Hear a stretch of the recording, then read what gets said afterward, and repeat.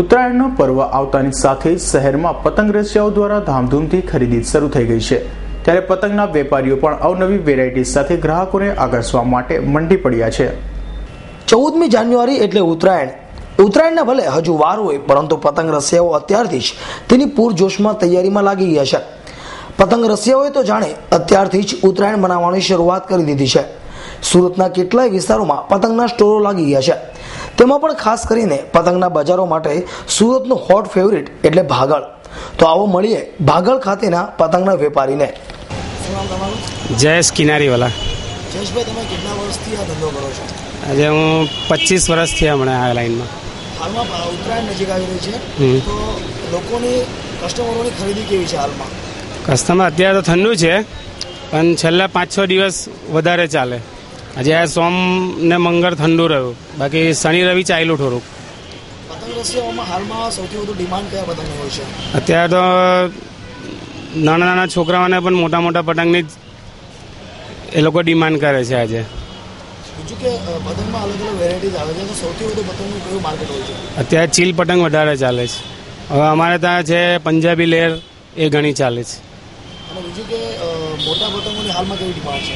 અત્યારે મોટા પતંગની ડિમાન્ડ વધારે છે નાના કરતાં। અમારે ત્યાં છે આ મોટા પતંગ છે, એની પણ ડિમાન્ડ વધારે છે। ખાસિયત શું છે મોટા પતંગની? એ લોકોને એવો આકર્ષણ હોય છે કે જરાક આપને ચગાવ્યા તો આપનો અલગ દેખાય। હાલમાં આપણે જોઈએ કે પતંગ રસિયા પતંગ ઉડાવે છે, તો તેમને યુવાનોને તમે શું સંદેશો આપવા માંગશો? હું આજના યુવાનોને એ સંદેશો આપવા માંગુ છું કે તમે પતંગ ચગાવો, એની ના નથી। ઓછા કાચવાળી દોરી ઘસાવો, જેથી પશુ પક્ષીઓને નુકસાન નહીં થાય।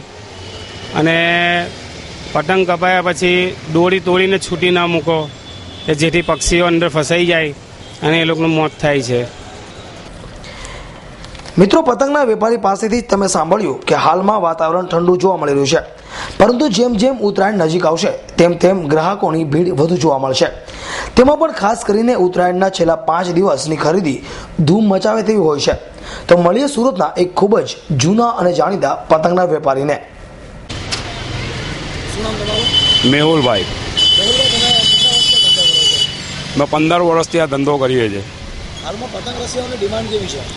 પતંગ રસિયાઓને નવું નવું જોઈએ છે બધું, અને છોટા ભીમ, બેન્ટેન, તારક મહેતા, એંગ્રી બર્ડ ને છોકરાઓની વેરાયટીઝનું પ્રમાણ વધ્યું છે। તેની સાથે નરેન્દ્ર મોદીની પ્રિન્ટ ને એ બધી વસ્તુમાં પ્રમાણ સારું છે વેચાણમાં। લોકો સૌથી વધુ પતંગની અત્યારે ડિમાન્ડ કઈ કરતા હોય છે? અત્યારે વધારે ખંભાતી છે, ખંભાતી પતંગની વધારે ડિમાન્ડ ચાલે છે। પછી તારક મહેતા, છોટા ભીમ, બેન્ટેન, એ બધી છોકરાઓની વેરાયટીઝ છે અને છોકરાઓને વધારે ગમે છે, એટલે એ બધી વસ્તુ વધારે ચાલે છે। પતંગ રસિયાઓ પોતાનો લાવો લેતા હોય છે, તો તમે આજના યુવાનોને શું સંદેશો આપવા માંગશો? પતંગ એક શોખની વસ્તુ છે, પરંતુ એનાથી કોઈની જાન જાય અને પશુ પક્ષીને નુકસાન ન થાય તેવું આપણે દોરી ઘસાવી જોઈએ, અને વધારે પડતું કોઈને નુકસાન ન થાય તેવું કાર્ય કરવાનું એમ। દર વર્ષે પતંગ રસિયાઓને કંઈ ને કંઈ નવું જોઈતું હોય છે, લોકો કરતાં કંઈ અલગ દેખાય તેવો તેમનો ક્રેઝ હોય છે। દર વર્ષે બોલિવૂડ તથા હોલિવૂડના સ્ટારોનું લોકોનું આકર્ષણ બને છે, ત્યારે આ વર્ષે પતંગમાં મોદીનો ક્રેઝ પણ વધુ જોવા મળી રહ્યો છે। આ ઉપરાંત ચાઇનીઝ તથા મોડી રાત્રે બલૂન પણ લોકો માટે આકર્ષણનું કેન્દ્ર બની રહે છે। પતંગ રસિયાઓ ઉત્તરાયણના દિવસે પતંગની સાથે સાથે અલગ અલગ પરચુરણ વેરાયટીઝને પણ પોતાનો શોખ બનાવે છે। તો આવો મળીએ ડબગર વાડના વેપારીને।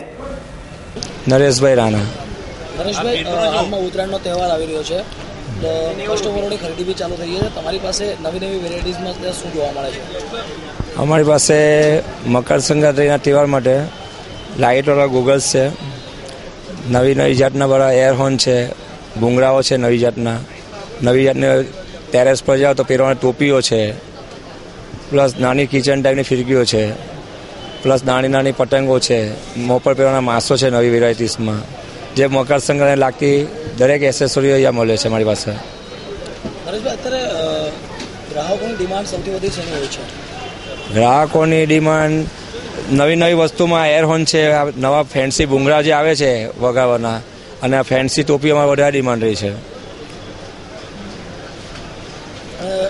છેલ્લો સવાલ એ કરીશ નરેશભાઈ કે ઉત્તરાયણના તહેવારમાં લોકો મજા લેતા હોય છે, તો આવા સમયે તમે યુવાનોને શું સંદેશો આપવા માંગશો?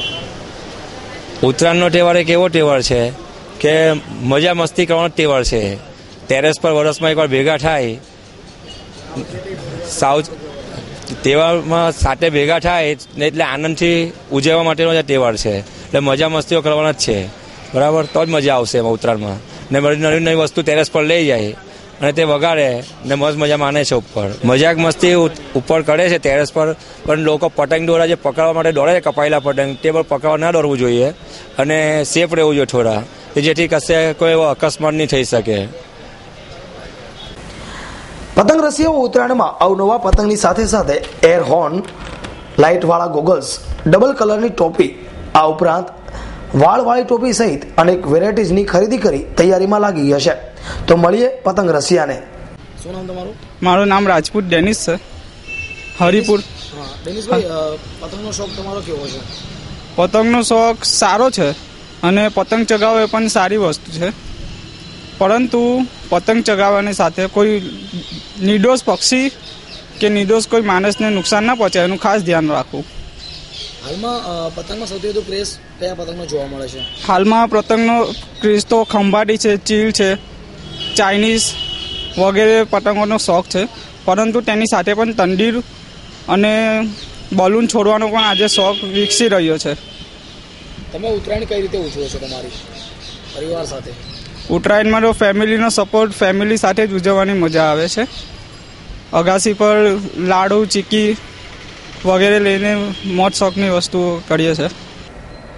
મિત્રો, ઉત્તરાયણનો તહેવાર નજીક આવી રહ્યો છે ત્યારે પતંગ રસિયાઓ ખરીદીમાં લાગી ગયા છે. સાથે સાથે પતંગ રસિયાઓ પણ દરેકને એક જ વાત જણાવે છે કે તમે ભલે પતંગ ઉડાવો, મોજ શોખ પૂરો કરો, પરંતુ તમારો શોખ કોઈનો જીવ ના લે તેની પૂરતી તકેદારી રાખજો. કેમેરામેન રવિ વેંદે સાથે ગૌતમ ધાંધલિયાનો રિપોર્ટ, S9 ન્યૂઝ, સુરત.